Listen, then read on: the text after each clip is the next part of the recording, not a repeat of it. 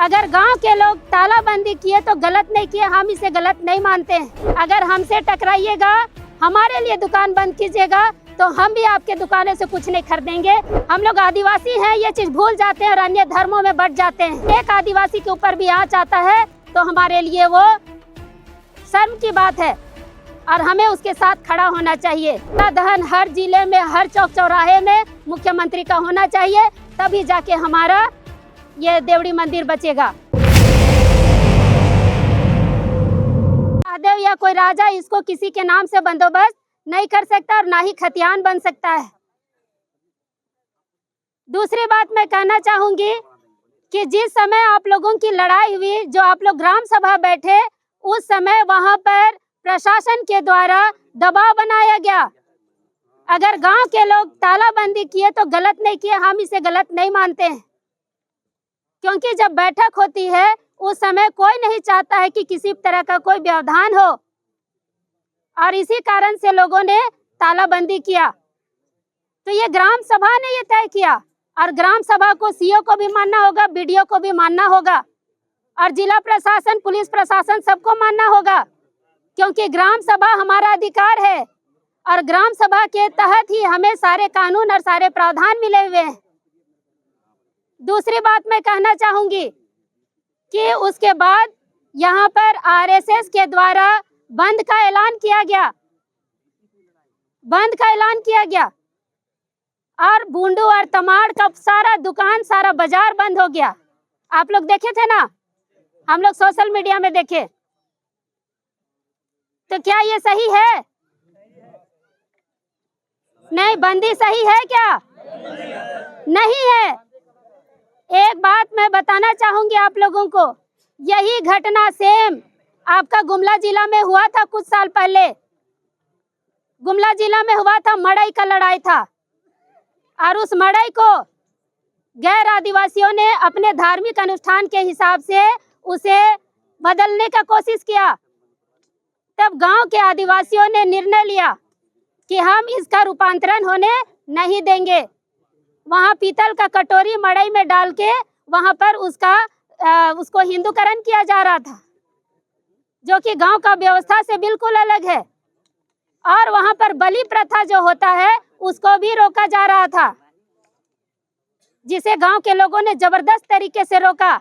उन्होंने ऐलान भी कर दिया, अगर समाज के लोग हमारा साथ नहीं दिए तो हम मुस्लिम धर्म अपना लेंगे। ये उन्होंने ऐलान किया। तब जाके सभी लोग, हम लोग रांची से भी और जितने अन्य जिलों से भी लोग वहां पर पहुंचे, और हम लोगों ने बैठक की, डीसी साहब से भी मिले। छोड़ दो। और अंत में क्या हुआ निर्णय? वहां पर भी देखिए, वहां पर भी इसी तरह से बंद कर दिया गया। जितना लोग भी गैर आदिवासी थे, जो हिंदू समाज के लोग थे, उन्होंने देखिए इसको धार्मिक रूप दिया जा रहा है, जो धार्मिक रूप हम लोग नहीं चाहते हैं, लेकिन वहाँ हर जगह हमें धर्म के नाम पे हमें दबाया जाता है, और इसी धार्मिक रूप के चलते वहाँ भी बंद कर दिया गया। ये ऐलान द्वारा कि कोई भी आदिवासी के घर में मृत्यु होता है या कुछ होता है या शादी ब्याह होता है, तो किसी भी बनिया का दुकान से, किसी भी गैर आदिवासी हिंदू समाज के दुकान से कोई भी कपड़ा नहीं बेचेगा आदिवासी को, कोई भी कफन तक नहीं बेचेगा, ना कोई बर्तन बेचेगा। और वहाँ यह स्थिति आ गया था कि लोगों में विद्वेष आ गया था, लेकिन आदिवासी भी इतना मजबूत थे कि उन्होंने भी चैलेंज किया और कहा कि जब ये बात है तो हम लोग आदिवासी लोग भी उनके दुकान से कुछ नहीं खरीदेंगे। ये निर्णय लिया उन लोगों ने। और उस समय जब कुछ खरीदने नहीं लगे, बाजार भी एकदम ठप होने लगा, दुकान ठप होने लगा, तो जो गैर आदिवासी हिंदू समाज के लोग थे उनके द्वारा फिर माफी मांगा गया और वो फिर वापस हमारी तरफ मुड़े, और आज वो मड़ई बच गया। तो वो चीज हम लोगों को भी अपनाना होगा। अगर हमसे टकराइएगा, हमारे लिए दुकान बंद कीजिएगा, तो हम भी आपके दुकाने से कुछ नहीं खरीदेंगे। ये ऐलान करना होगा आप लोगों को भी। आदिवासी कट्टरता लाना होगा। हम लोग आदिवासी हैं, ये चीज भूल जाते हैं और अन्य धर्मों में बढ़ जाते हैं। हम किसी भी धर्म में चले जाएं, पहले हम आदिवासी हैं, और एक आदिवासी के ऊपर भी आंच आता है तो हमारे लिए वो शर्म की बात है और हमें उसके साथ खड़ा होना चाहिए। जहां तक ट्रस्ट की बात है, यहाँ पर राज्यपाल, मुख्यमंत्री, विधायक, सांसद सारे लोग ट्रस्ट में हैं, तो क्या वैसे राजनीति वालों को हम लोग बर्दाश्त करेंगे? सबका विरोध करना होगा, चाहे वो मुख्यमंत्री हेमंत सोरेन ही क्यों ना हो, हम लोग उसका विरोध करेंगे। और आगे रणनीति बनाया जाए कि पुतला दहन हर जिले में, हर चौक चौराहे में मुख्यमंत्री का होना चाहिए, तभी जाके हमारा ये देवड़ी मंदिर बचेगा, देवड़ी मड़ई बचेगा।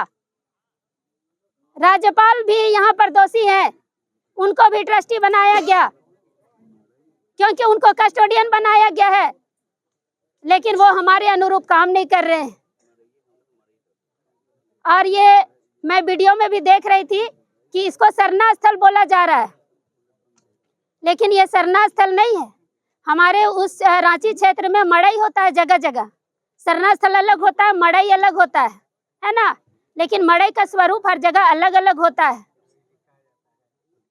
तो ये उसी तरह का, ये हमारा पूजा स्थल है, ये देवी स्थल है, ये हमारा मड़ई है। और ये मड़ई आदिवासियों का होता है, पूजा सभी कर सकते हैं, कोई छूट, किसी को कोई रोक टोक नहीं है, लेकिन अधिकार सिर्फ हमारा होगा और पूजा सिर्फ पहान ही करेंगे और पहान व्यवस्था से ही होगा। और यहाँ पर मैं बताना चाहूंगी कि हम लोग जब भी देवरी में आते हैं वहाँ बाहर ढोल नगड़ा रहता है ना।